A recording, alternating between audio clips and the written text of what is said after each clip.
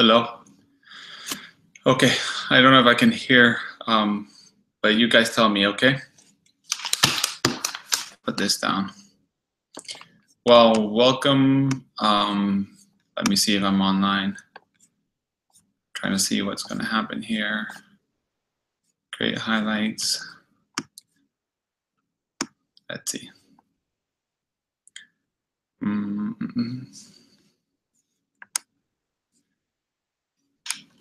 Sorry that I'm back on YouTube and it's not so easy for me to figure this out yet. It's been a while without doing it. Yeah, I can hear myself. Well, welcome back to being live on YouTube. I know it was supposed to be on Wednesdays, but yesterday I couldn't do it. Hi, David. Nice to see you here. I brought some, let me show, some Ferrania film over on my holidays, and I've been shooting it here. As you guys know, Dave is working with Ferrania, and I'm very excited for your new product with the P30. Shot it at ISO 80, and I'm going to try the next one, ISO 50. It's just in Miami now. It's really cloudy, so I'm going to wait till it gets a little sunnier. I'm coming to my end on my holidays, and I have a few things I wanted to show you guys that I got here. I talked about this on the previous live stream. I finally got myself the Fuji GW680, not the 6x9, but the 6x8. I don't know if you guys can see it. It's probably terrible quality on this webcam. And it's the 3 version, shoots 9 shots of 6x8. And I'm very excited to use this. I haven't had a rangefinder camera for a while, so it's nice to have a rangefinder. Can't wait to see Dave Ferrania for 120. That'd be nice to use. Also, I got from a very good friend loan, which is a Kodak Hectar 14 inches, which is like a 355, I think. That will actually cover 8x10, 11x14, so I'm excited to try to get this done. It's on a special universal sync shutter, number 5, and I'll be excited to test this out on my cameras when I get home. Good to hear that 120 is coming later this year, hopefully. I'm really, have positive hopes for you guys to keep on going and getting the Ferrania off the ground, which is, I'm sure, more than we all imagine, as hard as it could be. So yeah, I got those 2 things. I got the camera, the lens, and actually on KEH on eBay, they had a few, they always have cheap products, but they had a few bodies, and I got in the mail a few days ago a Mamiya RZ. It's basically naked. It only comes with a focusing screen, but I have spare backs, spare lenses, and spare viewfinders. So for $182, which is what I paid for this body in bargain condition, which if you guys don't know it, KEH bargain condition is usually better than many other stores' excellent condition. So don't believe that it will be in bad state. I don't know if you guys can tell, but the front is mark-free. The side has a few marks, but it's probably just nails from the Advance, because the own Advance, you can scratch it with your nails, and it's plastic. The other side is perfectly well. The dials work, focusing mechanism works. One of the things you read online, and this is something that a lot of experts online say, and I say experts to refer to whoever forum people write, is that these little teeth will chip off and will give you, like, it will jump a stop when you're trying to focus. I still haven't seen a Mamiya RZ, and this is the previous first version, and it works fine. So that's fine. Then the locking mechanism on this side works fine too, so I can lock it if I want to. I haven't put a lens or a back on it, but when I turn the Advance, this will turn. The multiple exposure back rotation works. And yeah, for $182, I think it's a good price for a body, and I'm pretty excited to use it. So I'll let you guys know when I get back home. And yeah, that's what I have been getting before I go home. Also bought like 800 of these sheets because they're way more expensive in Europe. So you guys never have enough. I bought these for workshops, so each individual student can take their 4x5 little negatives home if they want to. Because I used to have the 4 ones, which I have a few here, and if they don't shoot 4, it's a waste of sheets. So I got the individual ones. But yeah, if you guys have any questions, finally, I'm back on YouTube. I won't be doing the lives on Instagram unless I decide to do both at the same time and answer questions. Do remember that if you have any questions, the live chat disappears once the video is done. It will be uploaded immediately, but I'll be asking whatever questions you say. I'll say the name, say the question, so you guys can know what I'm talking about. But not much has been going on. Lots of family, lots of summer. I split my forehead open in a little accident in the garden. So I've been with a bandage on my forehead, like I broke my head open, but it wasn't. And nothing, not much else really. Shot a bunch of film in San Francisco. I have some of the film here. People were asking me on Instagram what I shot. I shot mostly Portra 400 on the GW 680 because I was in Lake Tahoe, which is beautiful this time of the year. A lot of, you know, forest colors, greens, browns, and nice sunlight. So I used Portra 400 and this.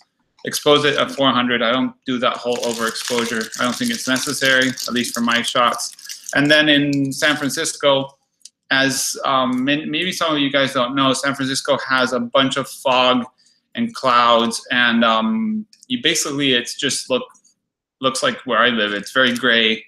I used HP5 shot at 1600, so I have a few rolls shot at 1600. I mark it on the notes, and a few rolls at 800. Then also shot the Contax G2. I shot 1 roll of that Ferrania film. I only took the 45 lens. I left the 28 home. I didn't have enough space. And I shot Portra 400 and some Ilford HP5 on this.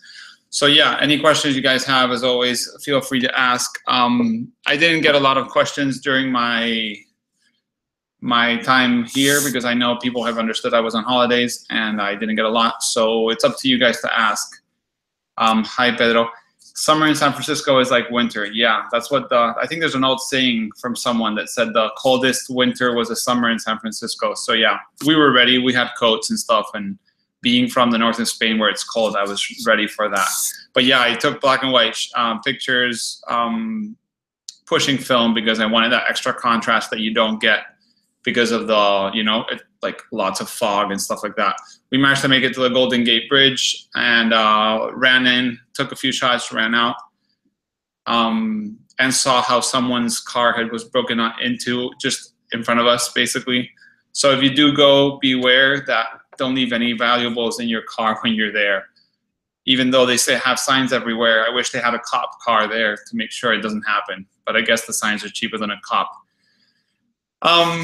But yeah, hi Spain, back on YouTube. If you guys don't know, I got like a video banned on YouTube, and I had to spend 3 months doing live streams on Instagram and recording it with 2 cameras and whatnot.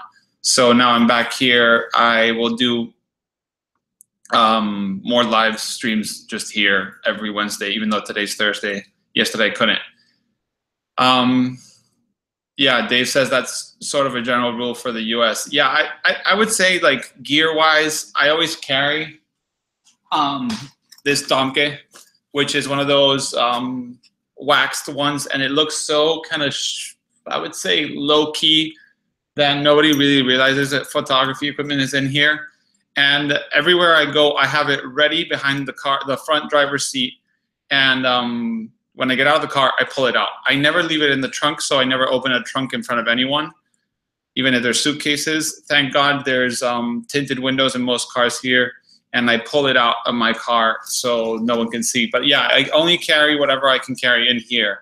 So it was, just in case you're curious, the GW680, the Contax light meter, a lot of film, and a little digital camera, which I take sometimes to do videos and vlogs and whatever, was in there. Yeah, low key is good. I also have gone the other way around. I have a backpack from Low Pro that I bought bright orange on purpose. And I bought it like that because I thought if they ever did steal it from, you know, you are eating in a restaurant and you put your backpack on the floor and someone just runs away with it, and you could see that orange backpack very fast and very easily, instead of those Low Pro black that everyone has the same one. So yeah, basically that's what I would carry. And someone's saying it's hot in Portugal to develop film. It's really hot here in Miami, but people have their houses at 20 degrees, so it's pretty easy to develop, even though I didn't bring any of my developing stuff. I thought about it, but it was just too much with the family. But yeah, if you guys have had any gear stolen or anything like that, you should know to be careful when you're traveling. Some kind of issue with my kids, but it's my time off. But yeah, I got pretty lucky and got the original box of the GW680, which I was pretty happy to see. And the seller included the original manual, so I'll see if I can scan this and share with you guys. It seems that the GW693, the GSW, which if you guys don't know, the GSW is for super wide. So GW is, I don't know what the G stands for, but it's wide, 690. S is super wide.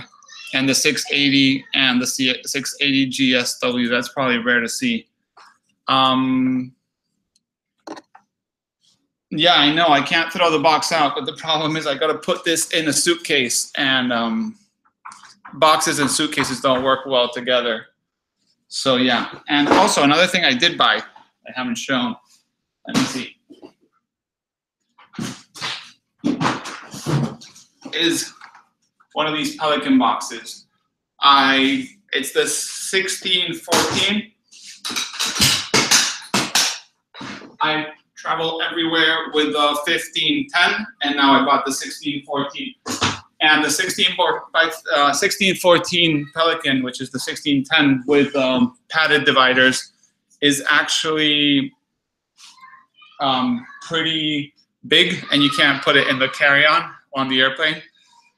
And I bought it for my workshop, so it has wheels, it has a little thing back. How much did that set you back? Azrael, which one do you mean, the Fuji or the Pelican? Just so you know. I will flatten out the box to see if I can pack it and take it to Spain. Did you grab a film safe bag to protect the high ISO films through X-ray?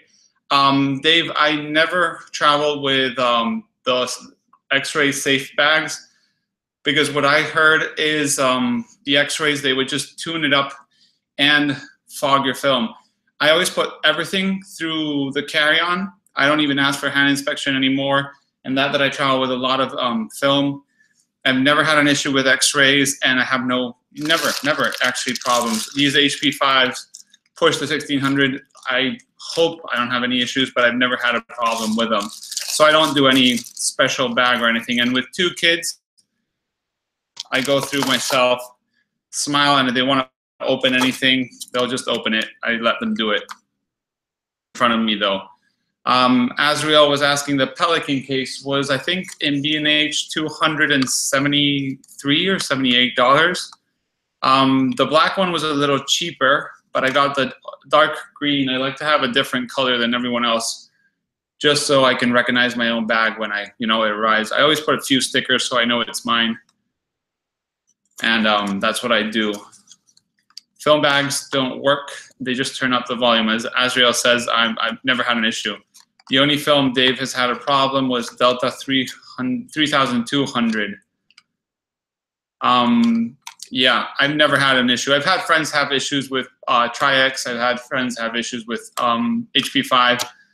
But it's been more a case that the airport was like just bad. Maybe they put the machine wasn't up to spec, more than the fact that something went wrong or something happened. And it's so, how do you say, random, that you're never going to know what's going to happen. And the little X-ray, I've heard so many people say don't use them, that I travel a lot and I never used it, never had a problem. But yeah, the Pelican case was less than I expected to, around 250 for the black one. And it's pretty good to travel with and to go to the workshops. It's just that right now signed with a school to teach workshops and at their school location for medium format, large format, developing and all that.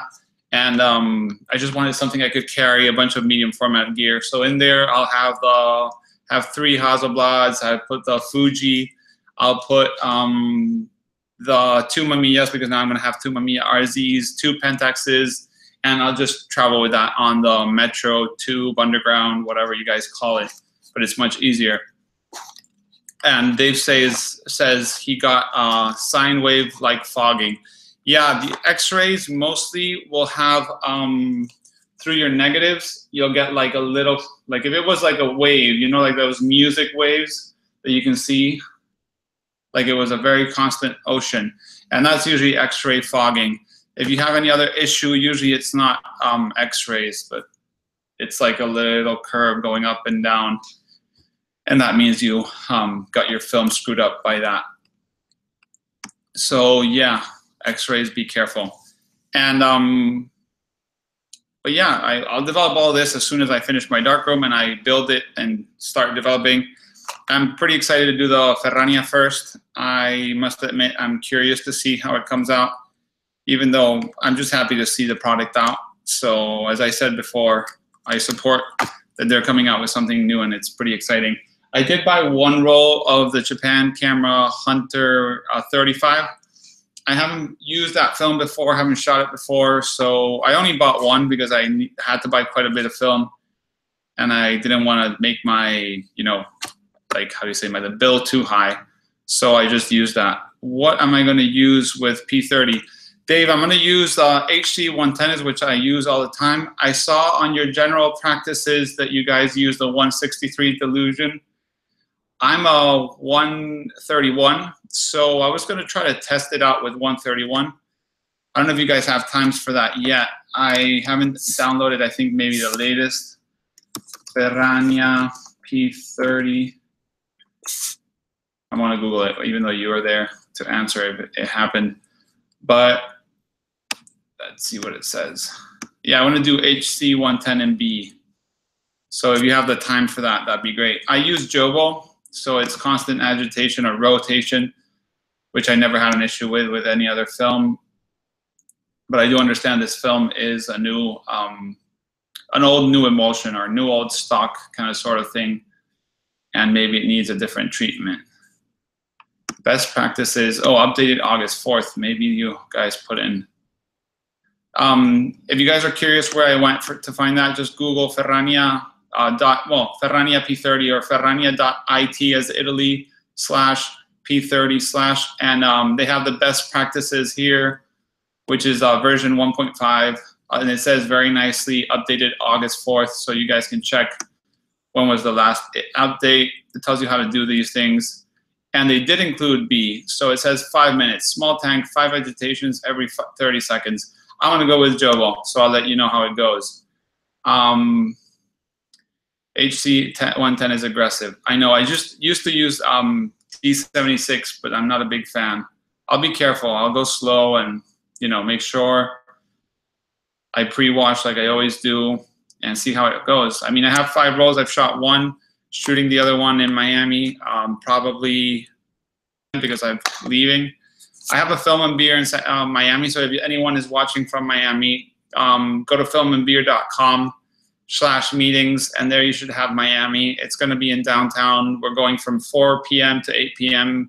We're going to just, you know, take some gear, take some cameras, talk some photography, and have some fun. If you can't drink, let us know, and we'll find something we can do for people underage, which is 21 in the States. I'm not used to that. Pedro Cardoso, depends on how many times the film goes through the X-ray.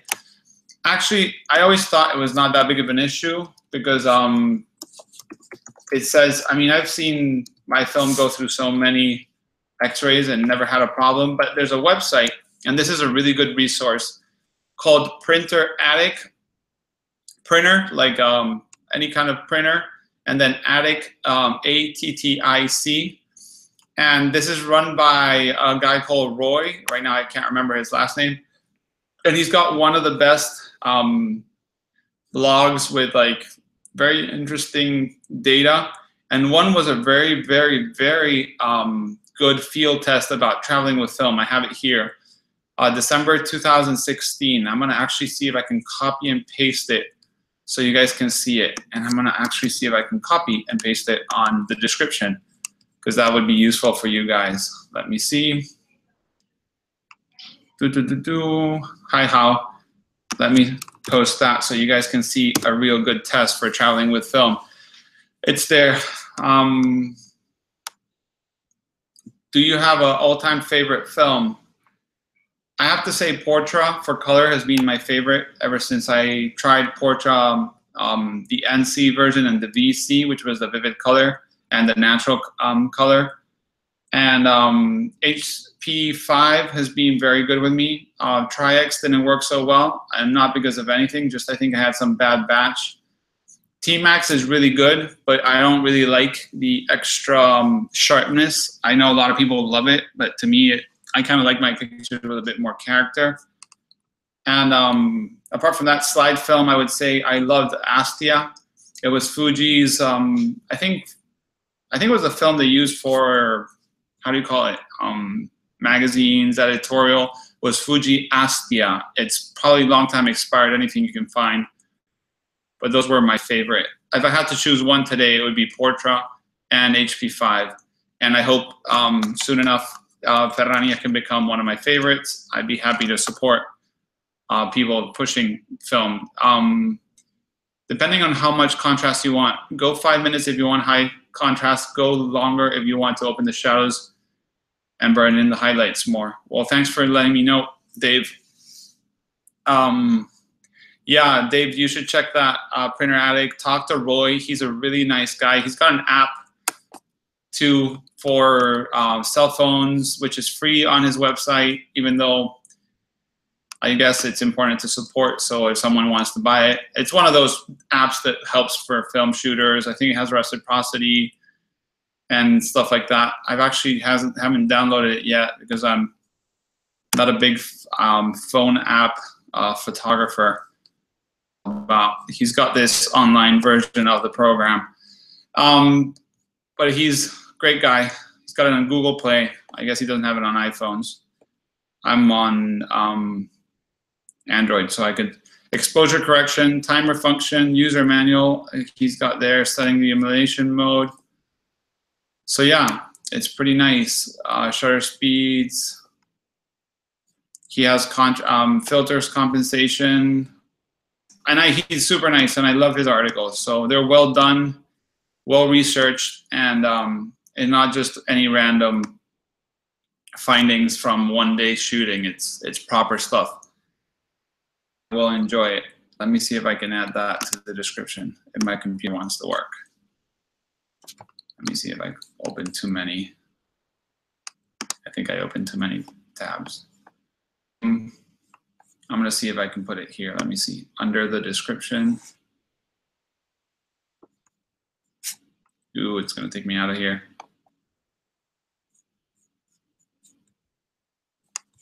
Oop. Let me guys know if something went wrong. I think I touched something I shouldn't have. Yeah, I touched something I shouldn't have.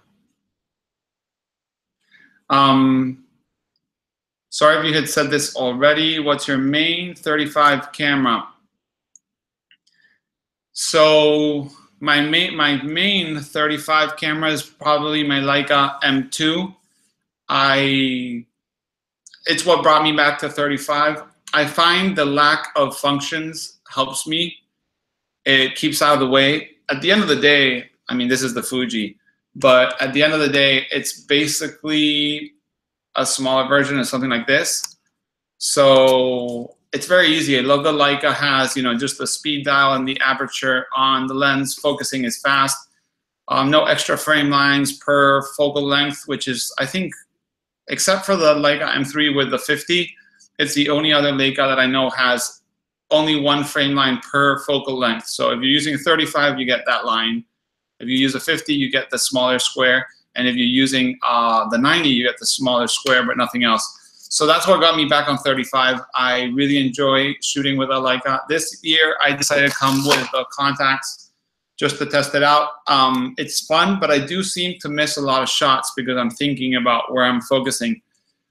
The problem with the contacts is you have to press the back button. I have it on single autofocus, so you press one time. Oh, it won't let me do it. Oh, because I have no film in it. Let me see. Finish the roll, didn't unload.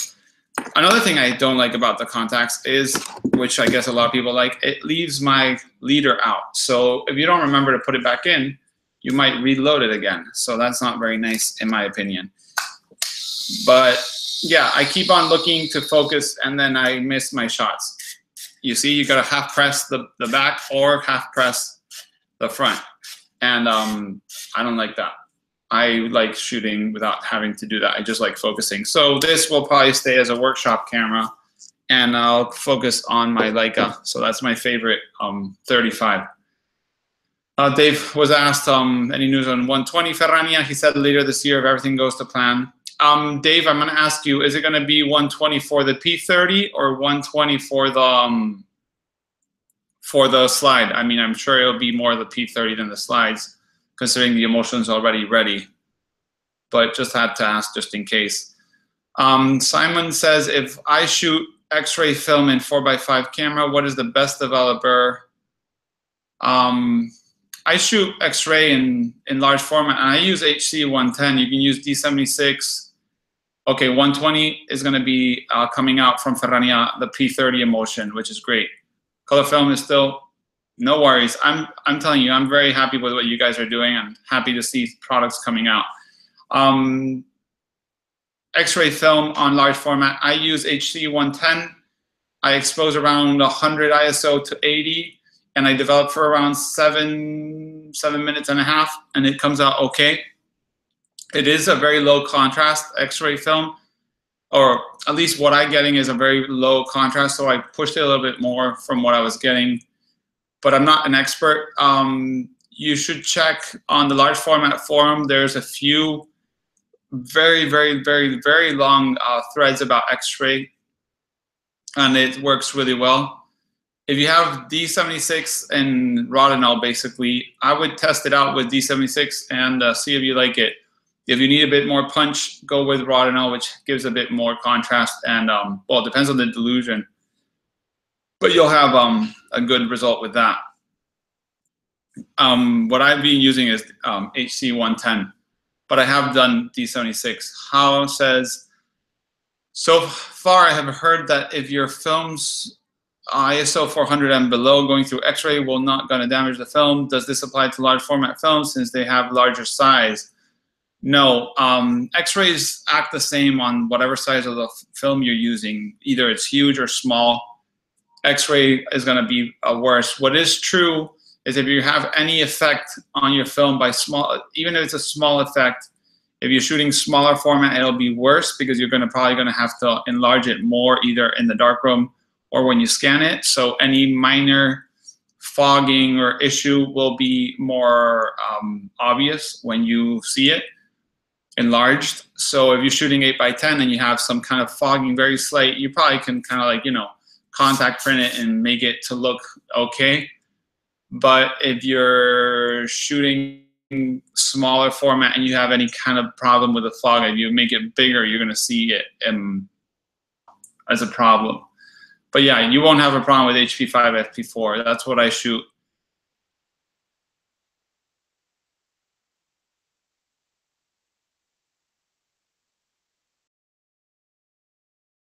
And all my 120s here is just, this webcam probably is not the best option to show you guys, but I don't think I even marked this one, but it's probably 1600. This is 1600, it's marked there. Sometimes I forget to make markings, which is pretty bad.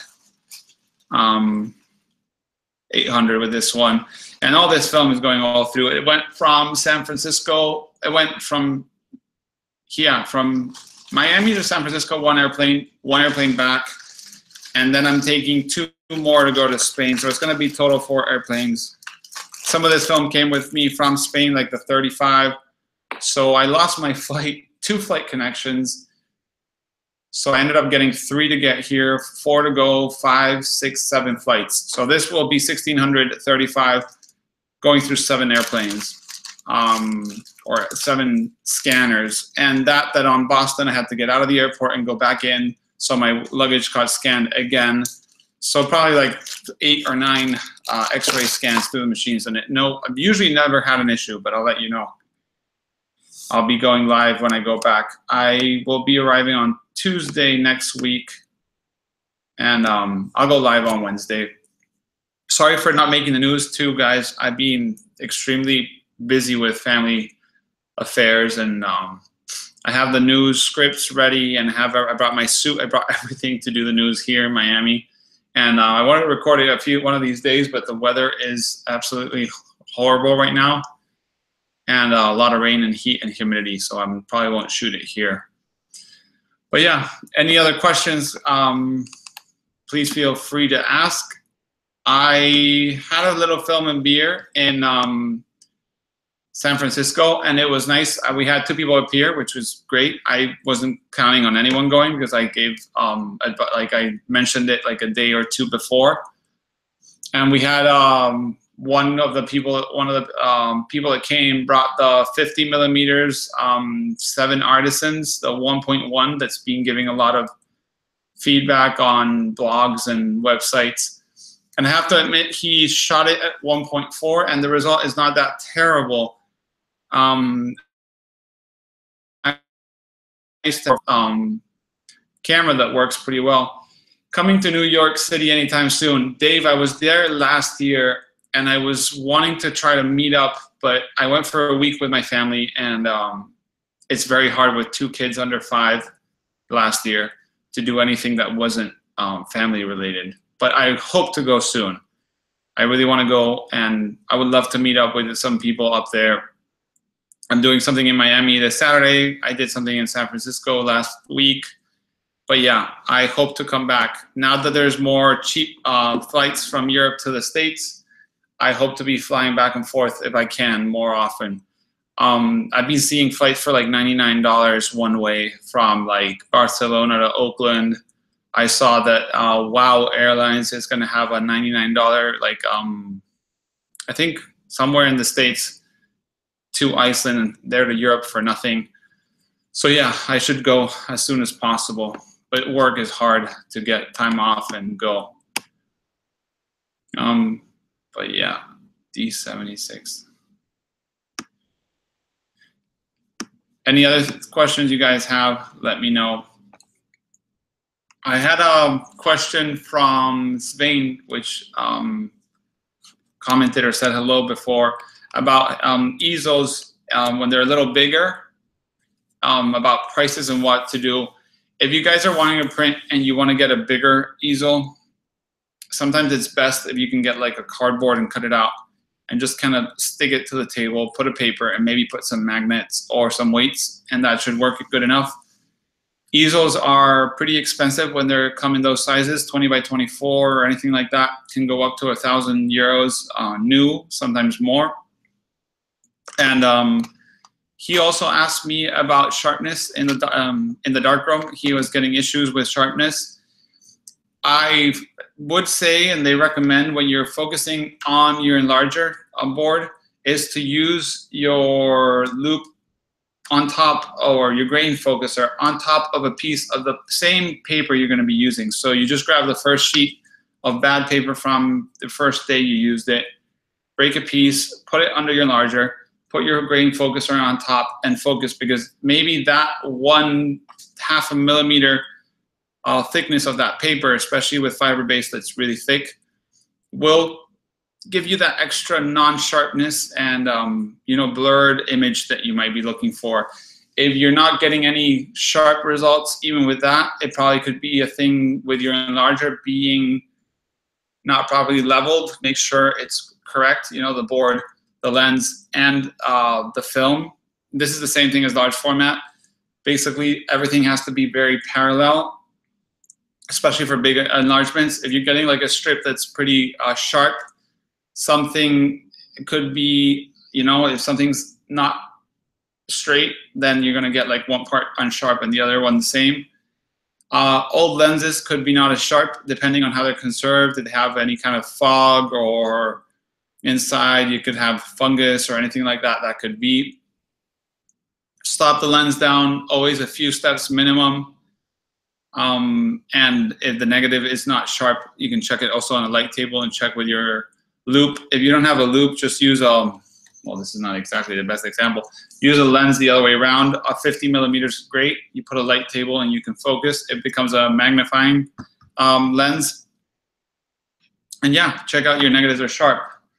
Hala says, what do you use to develop 4x5 film? I'm considering Patterson tank with 6 sheets, 4x5 reel, but someone used it and said the films were developed evenly.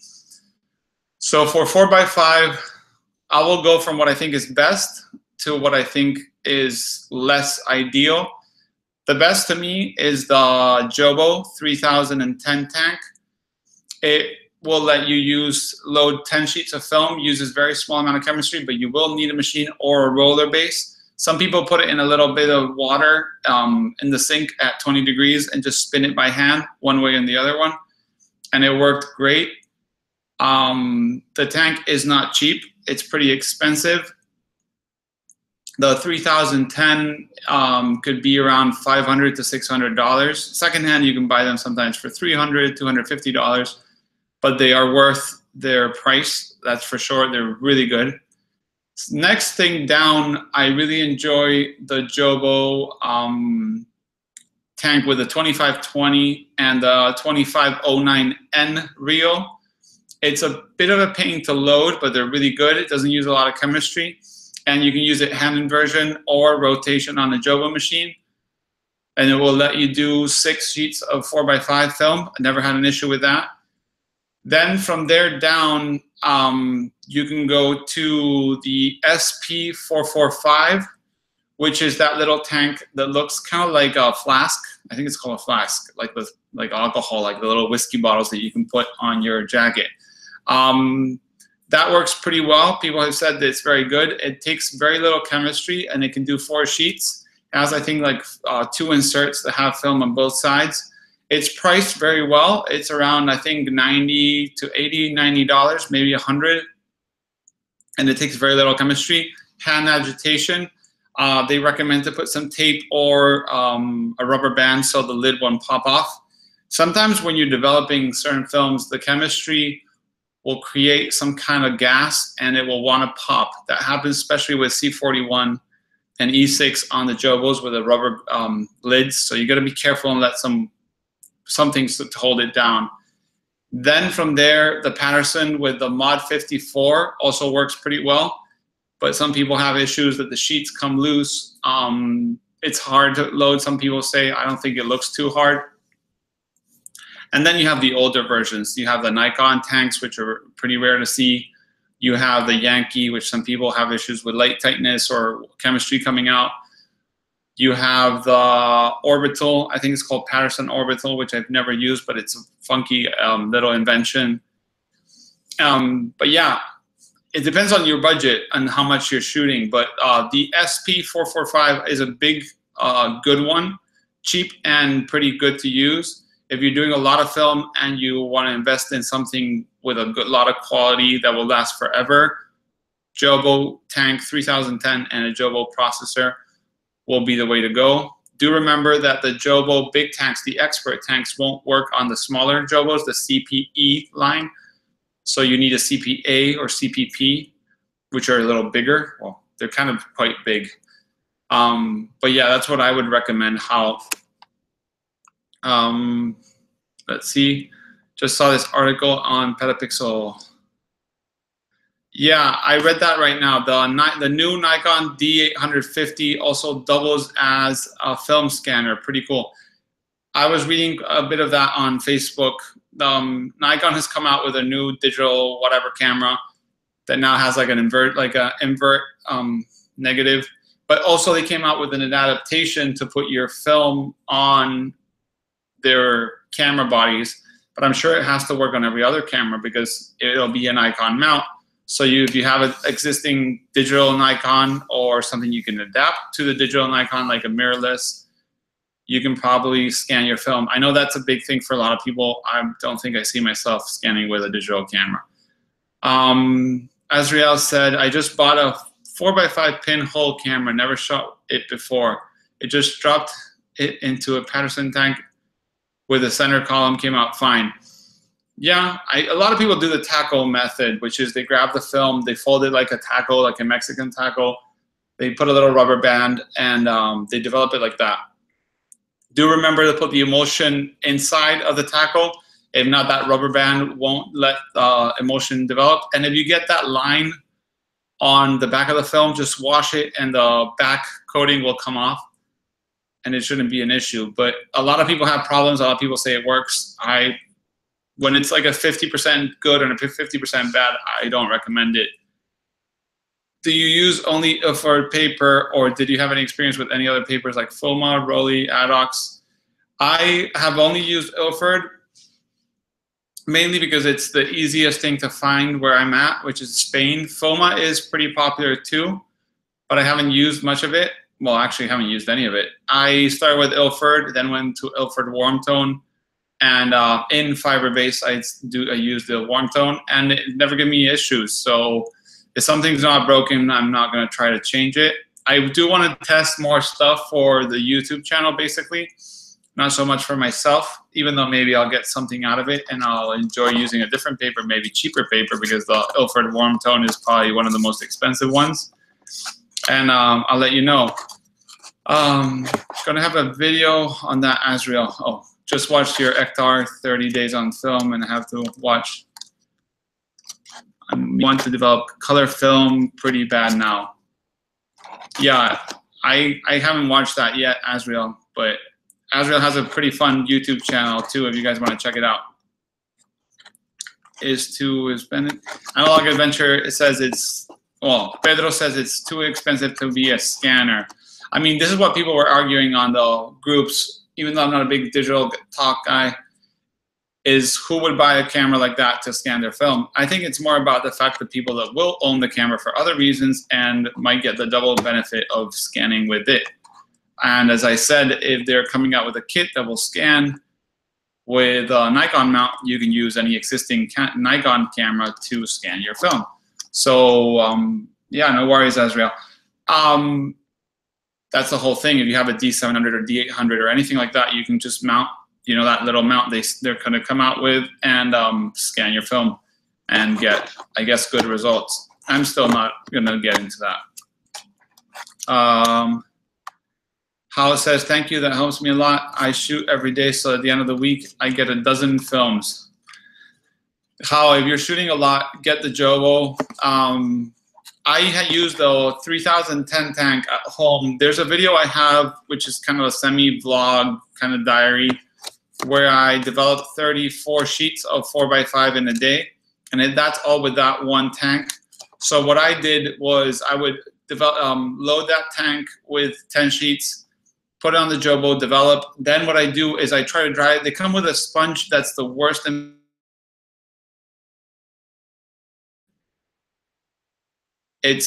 what I use, a cloth from the kitchen cloth, even though it's clean, and I use the sponge to push it in, and then I usually put it upside down on top of a dehumidifier or fan, and that dries it out in like 5 minutes, and I can reload and do another 10 sheets. So you're going 10 every time. And on the Jobo, depending on how much you're pushing your film or not, it can be around 20 to 30 minute developing time. So every hour, pretty much you're getting almost 20 sheets out. So you can do a lot of film with the Jobo, and it's really inexpensive to chemistry. Joseph says, Delgadillo, which I'm guessing Delgadillo is, I met you in San Francisco. Really nice guy. If you want to do C41, get the legit Kodak Flexi Color Bleach and Fix from Unique. It's super cheap and is way better than the Tatinol stuff. I've only used the Tatanel stuff, and I don't have complaints. But if he says that, I'm sure he's tried it out, and it's probably better. There's a kit coming out. I 3D printed stuff for it. Wait a minute. I think I missed something here. No. For black and white, I like the quality. For color, I prefer the scanning workflow. I came in late. Sounds like you prefer using a scanner. Sorry, Tim, I didn't. So I don't really scan my stuff mostly. I used to. I don't enjoy it. And I very much enjoy getting myself into, when I scan, I kind of like, people like scanning to choose which one they want to put online. I'm not a big online sharing my photography. I share, as you might have seen on my Instagram, pictures of my gear, where I go and what stuff like that. And I really enjoy, yeah, no worries about the question, it's fine. I really enjoy the darkroom part, so it's what I like. I do scan more nowadays, and not myself, just at a lab. For these YouTube videos, if I want to do a review or whatever, you need to scan. But I have seen my scans sometimes and my prints, and I have to say either I'm terrible at scanning or better at printing, but my prints look so much better than my scans. So as soon as I have my darkroom, which I'm building again, ready, I'll be developing and printing color paper. I'll be printing black and white. I'll be printing Civichrome, and yes, Civichrome's dead, but I have some kits that I've stored properly, so hopefully I can get some slides on real Civichrome paper, and I'll make a video for you guys to watch. I don't have a lot of that, so hopefully I'll make a good print out of it. And yeah, but scanning is fine, and if I have to scan, I'd rather send it to the lab and they do it properly. I know it adds up a lot pretty fast, so I try not to do a lot of scanning. My color stuff for now I do send to scan because I don't have the RA4 process set up in the darkroom yet. Yeah, but I did mention the D850. It was just because Svein mentioned it, and their Nikon's coming out with it, and I guess a lot of people are interested on it. I understand that for 35, the flatbed scanners are terrible, and for those unlucky ones like me that don't own Pack-On, it's a good solution to have a, you know, DSLR if you already have one, which I don't, and shoot and scan that way. I'm bad at Photoshop, I'm bad at digital photography, and I'm bad at scanning, so it adds up for me to just go into the darkroom and take less time than I would trying to get something on the scanner to get a proper print that I can put on the wall, in a physical wall, not on the Facebook wall or on an Instagram feed. So that's why I do it. Nothing against people that scan, just not something I'm good at yet. But I want to learn to see if I can make some, give some advice to you guys. Is photography your full-time job or just a hobby? Where can we see your work? The Cantrell Project asked that. So I'll tell a very quick story. Photography has been my hobby since I was like 16 and I used to skateboard. I used to write articles for magazines in the skateboarding scene in Spain. Photography came in through those skateboarding magazines, so the skateboarding photographers to me are legends. And from there, I bought cameras. I had a darkroom when I was like 17, 18. This is back in like 1999, 2000. I'm 35 now. And I didn't do photography because I wanted to work as a photographer, but I thought I'd be not good enough. I had a lot of doubt on myself. That age is not a good age to have confidence, at least not for me. So I went for something else, which was building. From building, I went to my family's business, which is wood, and I'm basically a carpenter. And then I almost lost my job in my family's company, my dad's company. And I decided to try to make something out of it. I started the YouTube channel. From there, I started representing a few brands in Spain. From there, I started doing workshops. And today is the day that even though my work is still not photography, I do make a small income through workshops, through a little bit of YouTube helps. I mean, not a lot, but it helps a little bit. I do have supporters on Patreon, for example. I do have, I'm going to start renting gear. So for example, this Mamiya is going to be available to rent for people in Spain.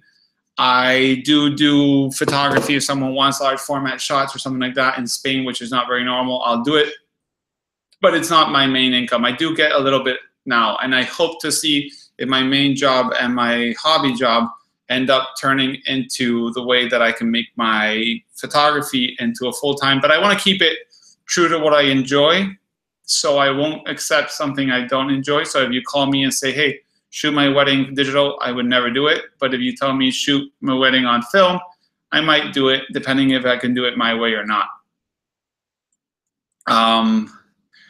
Only for people in Spain so far. Sorry for the rental. Do you have much experience wet mount scanning? Jacob, I've only done it once. I had the cami fluid, I think it's called, and I tried it on my Epson. I have the wet mounting station. And I think I can get a better job than what I did. I got it pretty terrible. That fluid dries up really fast. If you guys don't know what wet mounting is, you use this special fluid that's almost like an alcohol on your negatives, and you put them on a glass on the scanner, and it makes it really good. It helps with scratches and dust, but it's very, I wouldn't say hard, but I think the learning curve is a little harder than just putting your negatives on top and blowing the dust. So that's why I haven't had much experience. But I do want to do it, Jacob, and I hope to do it as soon as possible, show you guys how to do it.